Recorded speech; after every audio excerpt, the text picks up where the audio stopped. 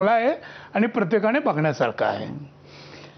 शंभूराजांना आयुष्य फार कमी मिळालं, पण त्याही कमी अवधीमध्ये त्यांचं जी कर्तबगारी आहे ती अशी एकदम डोळे दिपवणारी आहे. म्हणजे लढाईच्या मैदानातला असेल किंवा त्याच्या बाहेरचंही असेल. शंभूराजांचं तुम्हाला सगळ्यात भावणारं काय आहे त्यांचं गुणवैशिष्ट्य? मला असं वाटतं की छत्रपती शिवाजी महाराज आणि त्यांचे पिताजी शहाजी महाराज या दोन्हीचे उत्तमातले उत्तम गुण वारसा हक्कानं संभाजी राजांच्या मध्ये आलेले होते, उतरलेले होते. आपल्याला माहिती आहे की जी राजमुद्रा आहे प्रसिद्ध शिवाजी महाराजांची ती त्यांच्या वडिलांनी शहाजी बाबांनी लिहिलेली आहे. आणि शहाजी बाबा हे भारतातल्या पहिल्या 11 मोठ्या संस्कृत पंडितांपैकी एक होते. आणि तो संस्कृतचा किंवा काव्याचा वारसा संभाजी राजांना आपल्या आजोबांपासून मिळालेला आहे. आणि ब्रेवरी, शौर्य, धाडस हे सगळं त्यांना वडिलांपासून मिळालेलं आहे. आता या सिनेमाची गंमत काय होती की याचा शेवट हा एवढा भयानक आहे, त्यामुळं माणसांच्या प्रेक्षकांच्या काळजाचा ठाव घेतो. परंतु शंभूराजांच्या ज्या खूप मोठ्या लढाया आहेत त्या काही यामध्ये आलेल्या नाहीत. बुरानपूरचा तो लुटीचा प्रसंग होता, ती लढाई नव्हती.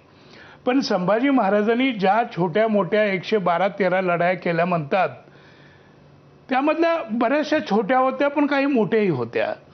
उदाहरणार्थ आजचं जे चिक्कमंगळूर आहे त्याच्या शेजारी बाणावर नावाचं ठिकाण आहे. या ठिकाणी संभाजी महाराजांचा आणि तिकडचा लिजंडरी राजा चिक्कदेव राजा या दोघांच्यामध्ये युद्ध झालेलं होतं. आणि दुर्दैवानं त्या युद्धामध्ये संभाजी महाराजांचा पराभव झाला होता. पण पराभूत आपलं तोंड महाराष्ट्राला दाखवायचं नाही म्हणून की काय, ते कर्नाटकातून आजच्या तामिळनाडूमध्ये गेले. म्हणजे आजची जी कावेरी नदी आहे त्या कावेरी नदीला त्रिचन्नापल्लीला ते गेले. आणि त्रिचन्नापल्लीच्या काठावर जो एक पाषाण कोट म्हणून आज सुद्धा दिसतो आहे, बघायला मिळतो आपल्याला, त्या जंगलामध्ये जाऊन त्यांनी आपली स्ट्रॅटेजी बदलली. बाणावरला मुख्यतः त्यांचा पराभव असा झाला कारणानं की चिक्कदेव रायाचे जे तीक्ष्ण बाण होते आणि बाणायतगिरी होती तेवढी मराठे त्याच्यापुढे टिकणार नव्हते. म्हणून त्या जंगलामध्ये त्यांनी बाणबाजीचं सुद्धा शिक्षण 3-4 महिने घेतलेलं आहे. आणि मग पाषाणकोट जिंकला. नंतर पुन्हा कर्नाटकातही त्यांनी बहादुरी गाजवली. आणि गोव्याचं त्यांचं जे युद्ध आहे ते खूपच मशहूर आहे. गोव्याच्या युद्धामध्ये जवळजवळ 64 किल्ले आहेत गोव्यामध्ये, आपल्याला पटणार नाही, आता त्यातले बरेचसे अस्तित्वात नाहीत. पण शिवकाळामध्ये 64 किल्ले होते. त्यापैकी त्या मुलखाला तेव्हा बारदेश असं म्हटलं जायचं. या बारदेश संभाजी राजांनी जिंकलेला होता. पणजीवर आक्रमण आणलेलं होतं. काउंट आलोर नावाचा त्यांचा गव्हर्नर होता. या गव्हर्नरवर तर त्यांनी एवढा दबाव आणलेला, त्याच्याशी 1 to 1 त्यांचे युद्ध झालं. मग शेवटी तो पराभूत झाला. त्याने समुद्रात उडी घेतली आणि एका बोटीतून पळून जायचा प्रयत्न केला, म्हणजे तो पळून गेलाच. पण संभाजी महाराज त्या ठिकाणी तेव्हा मदानं असे भारावून गेलेले होते की त्यांनी घोडाच सागरामध्ये टाकला. आणि तो घोडा, शेवटी समुद्र मोठा आहे, घोडा छोटा, आणि घोड्यासह महाराज पोहणीला लागले आणि महाराज बुडून मरणारच होते.